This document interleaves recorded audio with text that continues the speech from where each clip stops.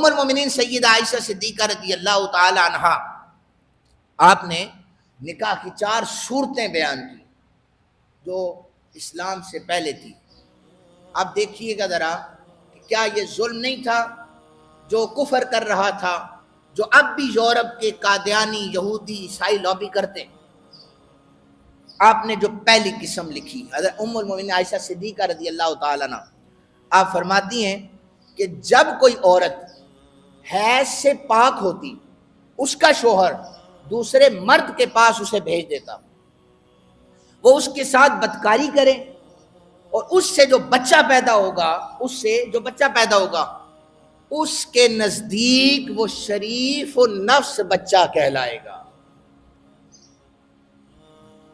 اسلام نے تو ایسا کہیں پہ درس نہیں دیا، یہ عزت محفوظ تھی۔ اس نکاح کو نکاح استبداء کہا جاتا ہے۔ اور دوسری جو قسم ام المومنین سیدہ عائشہ صدیقہ رضی اللہ تعالی عنہا نے بیان فرمائی، آپ نے فرمایا کہ اسلام سے پہلے کی بات کر رہا ہوں، چونکہ میں نے ابتداً یہ عرض کی ہے کہ میں تقابل کر رہا ہوں اسلام سے پہلے والے مذاہب کا اور اسلام کا۔ اللہ تعالیٰ کا شکر ادا کیا کرے، اس نے ہمیں مسلمان پیدا کیا ہے۔ ہمارا کیا کمال تھا کہ اللہ تعالیٰ نے ہمیں اسلام جیسی نعمت عطا کر دی ہے۔ ساری نعمتیں ایک طرف، لیکن اسلام جیسی نعمت سب سے بڑی نعمت ہے، اور پھر رسول اللہ صلی اللہ علیہ وآلہ وسلم کا امتی ہمیں بنایا ہے۔ اس میں ہمارا کوئی کمال نہیں ہے، یہ رب ذوالجلال کا ہم پر خاص فضل ہے۔ ام المومنین فرماتی ہیں دوسری جو قسم آپ نے بیان فرمائی، دوسری قسم یہ ہے کہ ایک عورت 10 مردوں کے ساتھ بدکاری کیا کرتی، مرد اپنے اپنے گھروں کو چلے جاتے، حمل ٹھہر جاتا، بچہ پیدا ہوتا، عورت اپنی مرضی سے ان 10 مردوں میں سے کسی ایک کو بلاتی،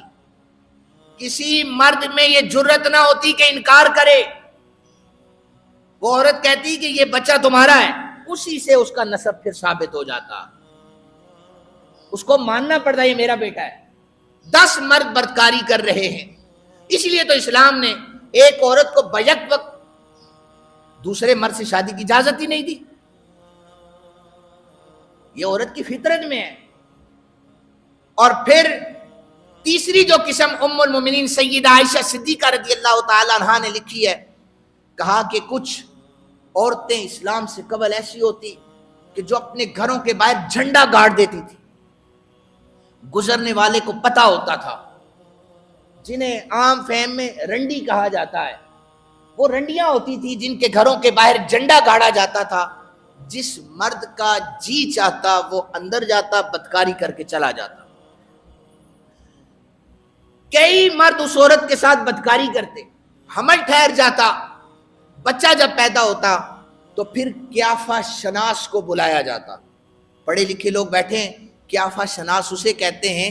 جو چہرہ دیکھ کر اندازہ لگا دیتا ہے اس کی شکل کیسی ہے، اس کی عادتیں کیسی ہیں، اس کا چال چلن بولنے کا انداز کیسا ہے، یہ قیافہ شناس کہا جاتا ہے۔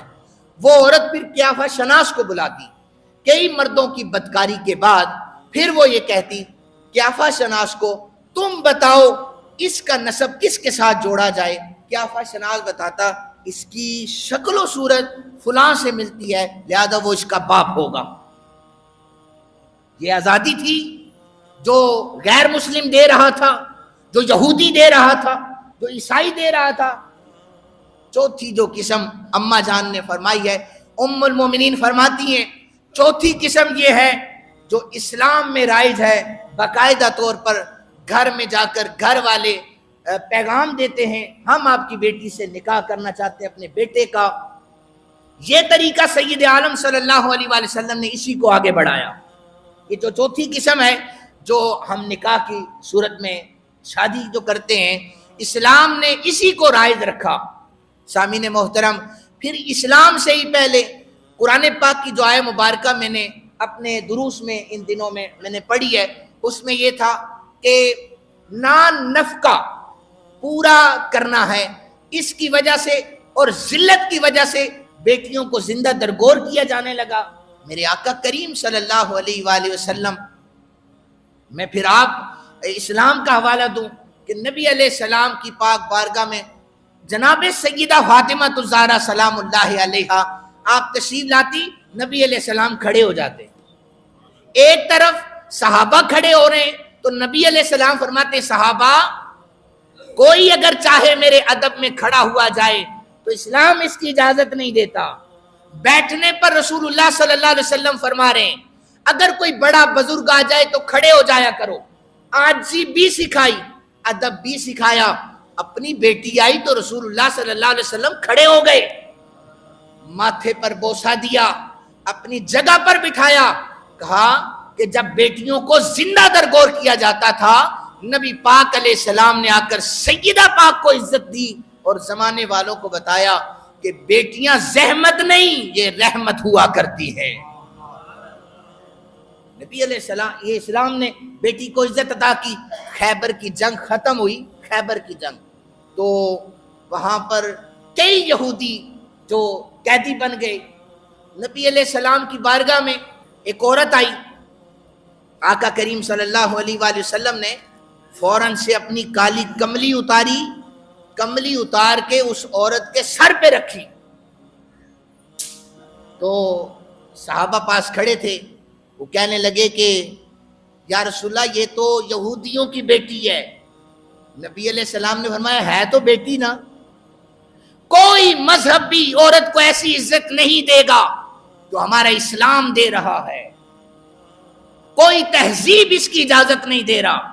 نبی علیہ السلام نے فرمایا ہے یہودی لیکن کسی کی بیٹی تو ہے،